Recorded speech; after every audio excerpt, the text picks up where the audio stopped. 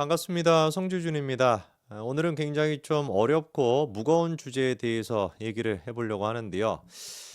지금 이제 영상을 보시는 분들도 다 각자의 나름대로 이유 때문에 정말 이 말 못할 친구한테도 가족한테도 얘기할 수 없는 말 못한 이유 때문에 전부 다 이제 고통을 받고 계시고 그것 때문에 불안감을 느끼고 그리고 또 고독함에 빠져 계시는 분들이 계실 겁니다.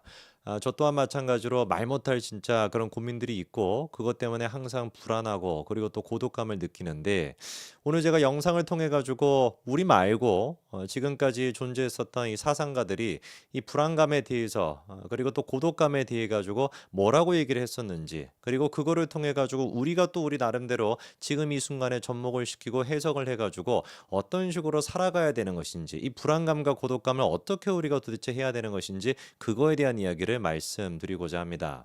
결론부터 한번 얘기를 해볼까요? 사실상 불안감이라고 하는 건 떨쳐낼 수가 없습니다.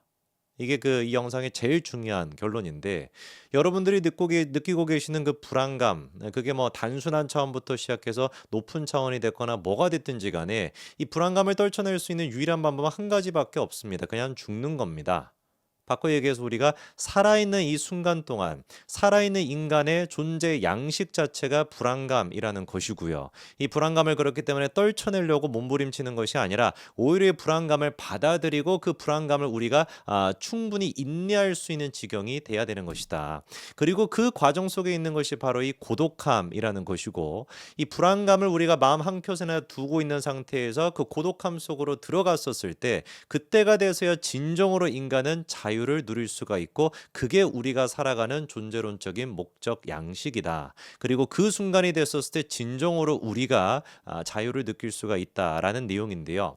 어떤 내용을 도대체 제가 말씀을 드리고자 하는 것이냐?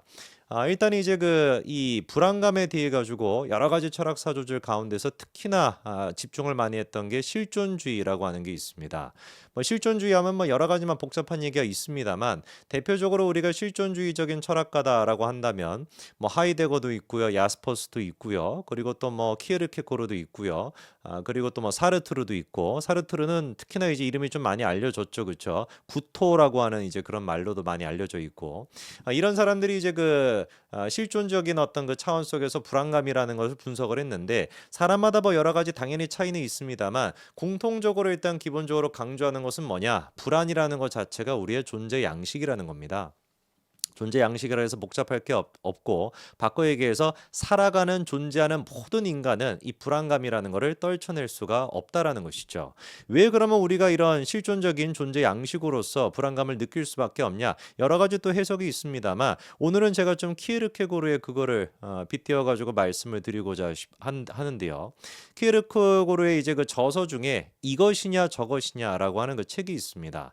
약간 이제 딱 책 제목만 탁 듣더라도 어떤 느낌인지 감이 오시죠, 그죠? 인간은 그러니까 끊임없이 뭘 할 수밖에 없는 존재라는 거예요. 이것이냐 저것이냐 둘 중에 한 가지를 선택할 수밖에 없는 존재라는 겁니다. 그리고 인간은 그 존재 양식 자체가 선택을 하는 것이다 보니까 이런 선택으로 인해 가지고 한 가지를 선택한다라는 건 다른 거를 못 한다라는 얘기죠, 그렇죠? 바꿔 얘기해서 선택한다라고 하는 건 금지라고 하는 것이 같이 따라올 수밖에 없는 겁니다. 어떤 가능성이 없다라는 거, 현실이 될 수 없다라는 게 항상 따라올 수밖에 없고 그걸로 인해 가지고 선택이 우리의 존재 양식이라고 한다면 불안감 또한 마찬가지로 존재 양식이 될 수밖에 없다라는 것이죠. 키르케고르는 그러니까 선택하는 인간은 선택하는 인간 자체가 인간의 존재인 것이고 선택하는 인간은 끊임없이 불안감을 느낄 수밖에 없다는 겁니다. 물론 이제 해겔 같은 사람은 이것이냐 저것이냐 이 말을 많이 들어보셨을 겁니다. 변증법이라고 하는 게 익숙하신 분들은 해겔 같은 경우는 뭐 절대 정신부터 시작해 가지고 결국에는 이제 이것이냐 저것이냐 둘 중에 한 가지를 선택한다라고 할지라도 정반 둘 중에 한 가지가 합으로서 무조건 절대적인 정신으로 나아가게 된다라고 하는 통일성을 강조하지만 키르케고르는 그렇게 보지 않습니다. 정반합 그런 거는 없다라는 거예요. 인간은 이것이냐 저것이냐 둘 중에 하나를 선택할 수밖에 없는 것이고 그 선택의 과정으로 인해 가지고 틀림없이 불안감을 느낄 수밖에 없다는 겁니다. 그런데 이 불안감이라고 하는 것이 그럼 반드시 나쁜 것이냐? 우리가 신체를 갖고 있는 인간은 불안감이라고 하는 걸 정신적으로 학문적으로 설명하려고 할 수 있지만 존재적인 인간 같은 경우는 여기에다 의미를 부여할 수가 있죠. 이 불안감이라는 것은 그냥 단순히 우리가 느끼는 몸이 떨린다라고 하는 그 불안감이 아니라 오히려 키르케고르가 보기에는 선택함으로써 인간은 뭐가 가능하다라는 거에 자유를 실현하는 게 가능하다는 겁니다. 선택한다라는 게 뭡니까? 한 가지를 포기하고 무조건만 한 가지를 포기해서 한 가지가 없어졌어. 이것만 의미하는 게 아니죠. 나는 이것을 하겠다. 나는 이거를 선택하겠다. 이거를 하겠다라고 하는 선택의 표현이 곧 바로 뭐라는 거예요? 의지의 표현이자 내 자유의 표현이라는 것이죠. 이런 맥락 속에서는 사르트르가 키에르케고르를 계승했다라고 볼 수가 있습니다. 사르트르 같은 경우도 마찬가지로 이 선택한다라고 하는 것이 인간의 자유를 나타낸다라고 보는데, 이 사르트르 같은 경우는 실존주의 철학가 중에서도 존재 의미에 대해 가지고 사실상 존재를 격화시켰다라고 볼 수가 있죠. 그래서 그 유명한 말이 있지 않습니까? 실존은 존재에 앞선다. 그러니까 존재보다도 실존이 훨씬 더 우리한테 중요한 의미를 갖는다라는 것인데, 그럴 수밖에 없는 게 사르트르가 보는 인간의 존재할 때 존재의 의미가 무엇이냐면은 그냥 운명론적인 거예요. 우연의 그냥 연속이라는 겁니다. 이거 같은 경우는 약간 베르그송의 영향을 또 받았다라고 볼 수도 있는데, 베르그송 같은 경우는 세계를 아자르라고 표현하죠. 아자르는 이제 그 주사위라는 뜻인데, 이게 운명이나 우연 이런 뜻도 갖고 있습니다. 딱 어떤 느낌인지 감이 오시죠? 세상이 돌아가는 방식이 무슨 절대적인 목적이 있고 절대적인 어떤 의미가 있고 존재론적인 어떤 목적의식이 있어가지고 그렇게 흘러가는 것이 아니라는 거예요. 끊임없이 그냥 우연의 연속인 것뿐이다. 사르트르랑 베르그송이 바라봤던 이 인간 세계 모습도 똑같은 겁니다. 야, 존재라고 하는 것이 무슨 대단한 목적의식과 우리가 존재에 따라 가지고 미래를 어떤 식으로 결정해놓고 거기에 살아간다? 아니라는 것이죠. 그냥 우연의 연속이기 때문에 그 우연의 연속 속에서 인간은 끊임없이 선택을 해야 되는 것이고, 그 선택하는 순간순간마다 인간은 자유를 느낄 수가 있다라는 거거든요. 아까 말씀을 드렸던 구토라고 하는 것도 이 의식을 갖고 있는 인간이 이 존재의 본질을 깨닫게 됐던 그 순간, 이 존재라고 하는 것은 결국에 연속성, 그냥 우연의 연속성이구나, 무슨 대단한 목적의식이 있는 것이 아니라 우연의 연속이라는 걸 깨닫게 됐었을 때 바로 구토가 난다라는 게 그 구토라고 하는 철학책이라고 해야 될지 소설책이라고 해야 될지 거기에 이제 기본적인 내용이거든요. 자유에 대해 가지고 선택함으로써 자유한다라는 거는 제가 충분히 공감이 됩니다만, 저는 이 존재론적인 인식에 대해서는 사르트랑은 조금 결을 달리합니다. 저는 인간은 분명히 실존하며 동시에 존재하는 존재라고 보고, 그리고 또 인간에게는 실존이 존재에 앞서는 것이 아니라 오히려 저 같은 사람한테는 존재가 실존에 앞선다라고 보거든요. 바꿔 얘기해가지고 목적의식이 사라지는 인간은 스스로 목숨을 끊습니다. 우리는 목적의식에 따라 가지고 내가 앞으로 어떻게 살아가야 되는 건가, 내 존재 의미는 무엇인가가 만약에 사라지게 된다면 실존도 버티지를 못해요. 그게 제가 생각하는 인간의 모습입니다. 존재 목적이 사라지게 된다면 실존도 버틸 수가 없고 결국에 스스로가 스스로의 목숨을 끊게 되는 그 지경까지 다다르게 되는 거죠. 이런 맥락 속에서 키르케고르 같은 경우는 사르트와는 조금 다른 또 관점을 갖게 되는 것인데, 아까 말씀을 드렸던 끊임없는 인간의 불안감, 이 불안감은 우리가 받아들여야 된다. 왜냐하면 이 불안감이 있어야지만 뭐가 가능하니까 선택이 있을 수가 있는 것이고, 선택이 있어야지만 인간이 자유로워질 수가 있으니까 자유로워지기 위해서 우리가 불안감을 받아들여야 된다. 그리고 그거를 받아들일 수 있는 것이 바로 뭐라는 거예요? 바로 이 고독감이라는 겁니다. 사르트르 같은 경우는 이제 타인과의 관계, 이거를 굉장히 중시합니다. 존재라고 하는 것을 사실상 격화시키고 있다 보니까 즉자보다도 대자가 훨씬 더 큰 의미가 있다고 봐요. 나의 어떤 그 존재감으로 인해 가지고 내가 살아가기보다도 타인과의 관계 속에서 타자를 통해서 대자를 통해 가지고 즉자가 결정이 된다, 이런 인식을 갖고 있지만, 키에르케고르도 그렇고 저 또한 마찬가지고 오히려 거꾸로 인간은 그 존재 의식을, 존재에 대한 목적을 언제 되살릴 수가 있냐? 고독하게 됐을 때.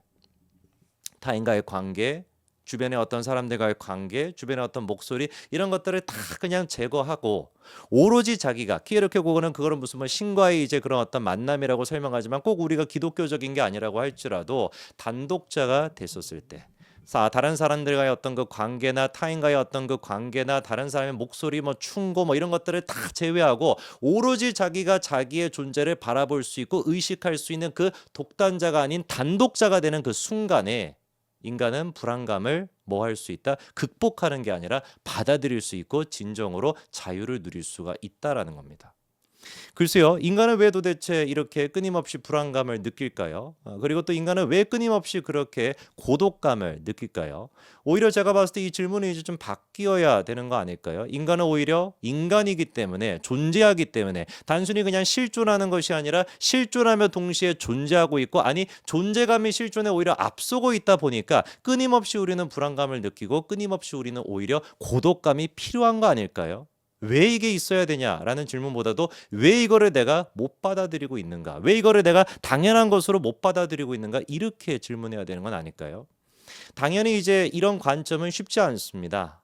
인간은 이제 그 존재감보다도 실존적인 게 훨씬 더 우리한테 강한 영향을 끼치기 때문에 욕망이 우리한테 훨씬 더 쉬운 길 아닙니까? 욕망대로 살아가는 게 훨씬 더 쉽죠. 존재적인 거를 찾아간다라는 건 쉽지 않은 길입니다. 그렇기 때문에 불안감을 받아들이고 고독감을 받아들인다는 것 자체가 당연히 어려울 수밖에 없습니다. 그러나 그거를 어려운 거를 받아들였을 때 인간은 뭐가 가능하냐? 그냥 단순히 선택을 뛰어넘어서 제가 봤을 때 결단이 가능한 거라고 봅니다.